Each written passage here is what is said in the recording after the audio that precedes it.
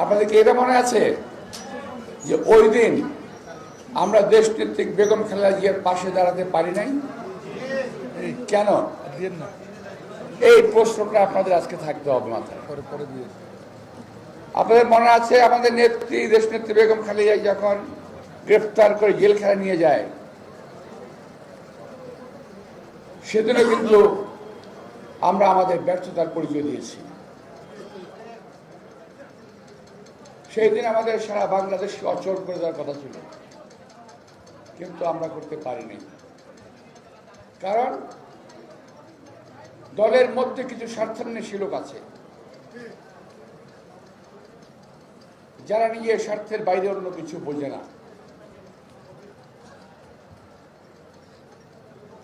আমি কাউকে দোষারোপ করবো না, এখানে আমার নিজের দোষও আছে, বুঝে উঠতে পারিনি হয়তো।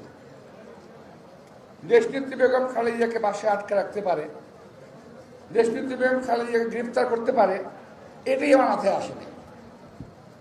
বাংলাদেশের মুক্তিযুদ্ধের ঘোষক শহীদ রাষ্ট্রপতি জিয়া রহমানের যোগ্যতম সহধর্মিণী, সারা বাংলাদেশের মানুষের নয়নের মনে দেশনেত্রী বেগম খালেদা জিয়া, তাকে গ্রেফতার করবে এটা ভাবতেও কষ্ট হয়, আমার পক্ষে ভাবা সম্ভব হয়নি।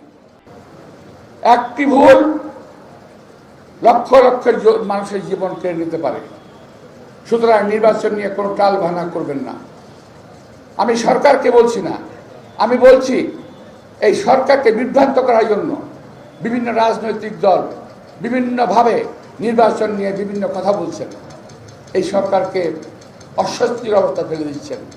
আমরা এই সরকারকে বলতে চাই, আপনারা ডিসেম্বরের ঘোষণা দিয়েছেন, ডিসেম্বরের নির্বাচন দিন, আমরা সকল সময় নির্বাচনের জন্য প্রস্তুত ইনশাআল্লাহ। অনেকে বলেন নির্বাচনের আগে বিচার করতে হবে।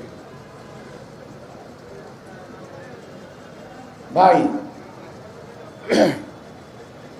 বিচার শেষ করে নির্বাচন করবেন?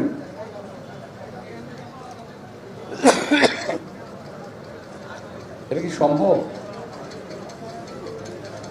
3 মাসের মধ্যে তড়িঘড়ি করে নির্বাচন আপনারা বিচার করবেন? পারলে করেন, পারলে করেন, কোনো অসুবিধা নেই, কিন্তু নির্বাচনের আগে বিচার কেন বলেন? বিচার শেষ করে নির্বাচন করতে হবে। 3 মাসের মধ্যে বিচার করেন, বিচার করেন, অবিচার নয়, বিচার করতে হবে।